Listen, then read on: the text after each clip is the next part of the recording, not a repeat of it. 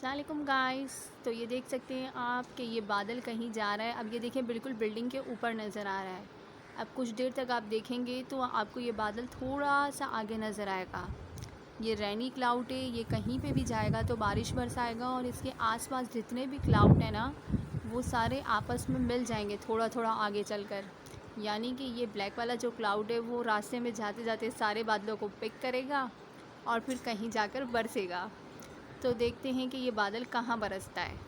ये देखें, जैसे कि आप देख सकते हैं कि बिल्डिंग के ऊपर था और ये बादल स्लो स्लो मूव कर रहा है और मूव करके कहीं जा रहा है। आई थिंक अपनी एग्जिट लोकेशन पे जा रहा है जहाँ पे बारिश होने वाली है।